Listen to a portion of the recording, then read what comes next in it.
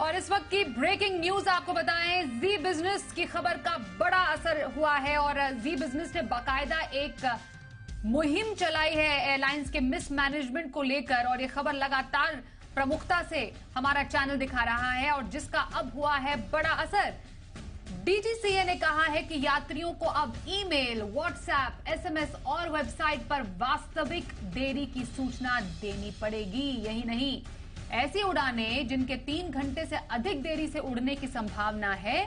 उन्हें रद्द करना होगा ताकि एयरपोर्ट और वेटिंग एरिया में कंजेशन न हो। इस खबर पर ज्यादा जानकारी लेते हैं जी मीडिया संवाददाता अमरीश पांडे से। अमरीश, जी बिजनेस ने जोर शोर से इस मुहिम को उठाया, एक बड़ा असर हम देख पा रहे हैं इस पूरी खबर का।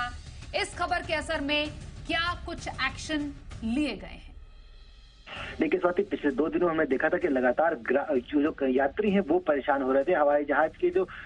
एयरपोर्ट्स हैं उन पर कंजेशन लगातार बढ़ रहा था। जो मनमानी थी एयरलाइंस की वो ये थी कि वो सही जानकारी तक मुहैया नहीं करा पा रहे थे पैसेंजर्स को, और जिससे कि पैसेंजर्स फ्लाइट के अंदर भी, एयरपोर्ट एरिया में भी, एयरपोर्ट के वेटिंग एरिया में भी और यहाँ तक कि अपने घर से निकलने के दौरान भी परेशान हो रहे थे, क्योंकि ये पूरी कवायद, ये फॉग के दौरान अपने घर से दिल्ली जैसे मौसम में बाहर निकलकर एयरपोर्ट तक पहुंचना, उसके बाद आपको जानकारी मिली कि आपकी फ्लाइट जो है 4 घंटे लेट है या 5 घंटे लेट है या आज की फ्लाइट रद्द हो गई या अगले दिन की फ्लाइट जाएगी, एक बहुत बड़ी मुसीबत थी। और एयरलाइंस की इस मनमानी को लेकर जी बिजनेस ने सुबह से एक मुहिम चला रखी थी, जिसको लेकर एविएशन मंत्री ने कहा था कि डीजीसीए जल्द ही एयरलाइंस के लिए एसओपी जारी करेगा। डीजीसीए ने वो एसओपी जारी कर दी, जिसमें 2 बातें बेहद अहम है। वो ये है कि पहली बात, अगर एयरलाइंस की कोई भी फ्लाइट देरी से चल रही है तो उसकी सूचना ग्राहक को देनी पड़ेगी, आपकी वेबसाइट के जरिए, एसएमएस के जरिए, व्हाट्सएप के जरिए, ईमेल के जरिए, यहाँ तक कि जिस भी तरीके के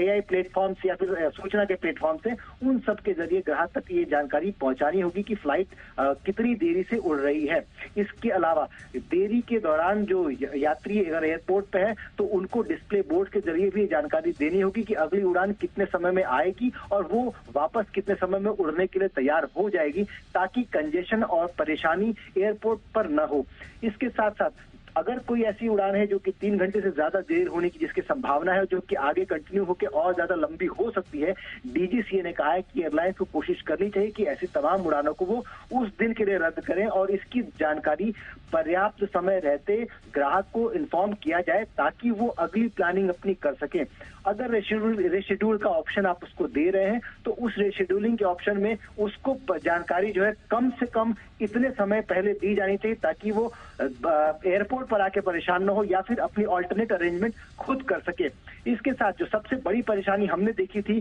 कि एयरपोर्ट पे लोग परेशान थे, जो